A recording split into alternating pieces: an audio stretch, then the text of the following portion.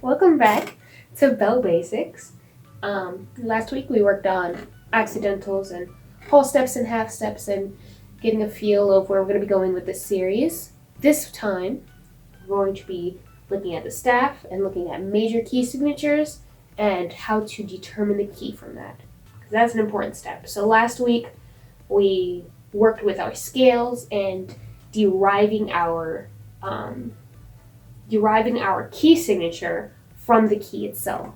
So we did our scales, we did our whole steps and half steps, and we found our key signature from that. So this week we're going to do it the other way around, because it is important that you look at a key signature and you're able to identify what key you're in from that. So we're going to start off looking at the staff.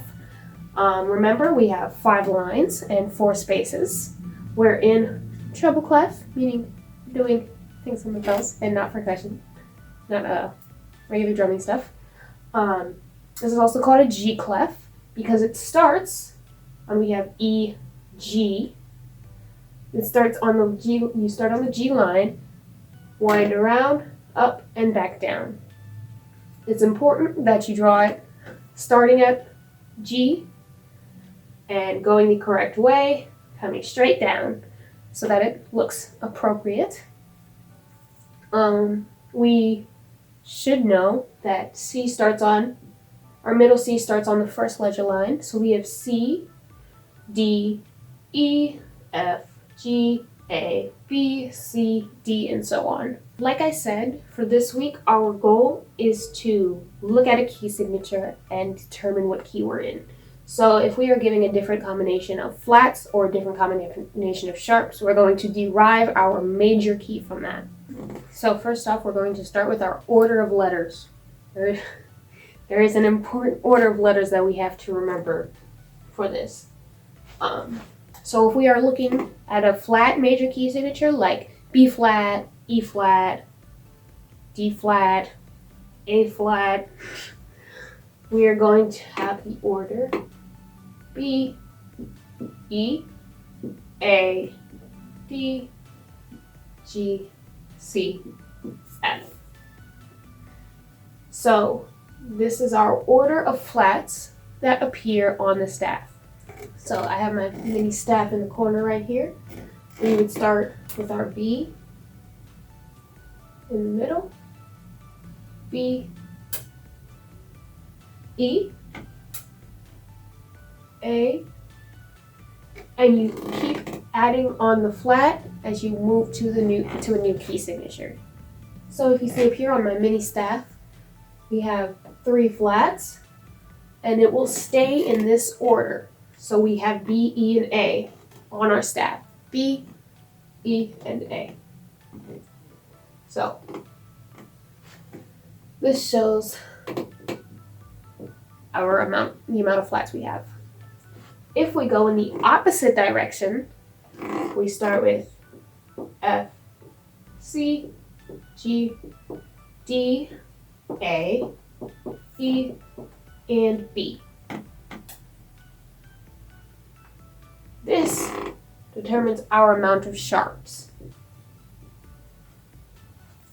So there's a mnemonic device to remember our sharp order. Not necessarily our flats, but you can see that we have B, E, A, D, and that spells out bead. So we have bead, G, C, F. That's easy for me to remember, I think. But our mnemonic device is fat cats go down alleys eating birds. And that's how you remember the order of sharps. And if you reverse that, it's the order of flats. So as you can see on my mini staff, we now have an order of sharps. We start with F, then C, G, D. So we have 4 sharps shown on our staff. It'll always be in this order, just like the flats. So you can see on the staff that they are moving this way. They shouldn't overlap on each other, and they shouldn't go above or below where they're supposed to be. So you should always have a sharp in the space or on the line. Same as flats. They should be in the space or on the line. So if we look at the bells, we start on D, and we go up 1 whole step. D to D sharp to E. So our key is E major. If we look at the bells, we start at A, go up a whole step, A sharp, to B. We are in the key of B major. So to explain further, we derive our key from our last sharp. So here is our last sharp is D. We look at D, we go up one whole step, and that leads us to E major. So if we look at our next set of sharps, we have F, C, G, D, and A. So we are looking at our last sharp, which is A. So we're going to start with A, we go up a whole step, and we have B. So this one is B major. We start at F, and we go up a whole step to G. If we have two sharps, F and C, we'll look at C, our last sharp in the key signature. So C, up a whole step, leads to D. So that would be D major, has two sharps, and so on. So if we have all 7 sharps, we start at B, which would be our last sharp in the key signature. So if we look at the bells, we start on B, and we go up a whole step. Now remember, a whole step is 2 half steps. So we start at B, 1, 2. So this is C sharp. 7 sharps in a key signature gives us C sharp. On to the flats. This one is a little bit different from the sharps. If we see here, we have 2 flats, B and E. So we have B, E. Instead of looking at our last, we're going to look at our second to last flat. So our second to last flat here, we have E. We're going to go back to B. Our second to last flat is our key. So we are in B flat. This is B flat major.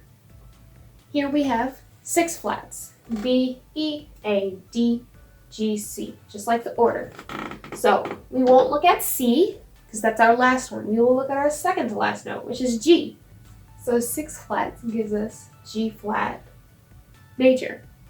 So quick recap, we've taken a look at our major key signatures, which is a combination of sharps or a combination of flats, and we've derived a key from it. So we've determined what the key is based on the number of sharps and the number of flats we have. Our order of flats is listed here. Remember, we start with bead, and then D, G, C, F. And then our order of sharps, we have our mnemonic device. Fat cats go down alleys eating birds. No matter which one you start off with, remember you can always reverse it and get the other.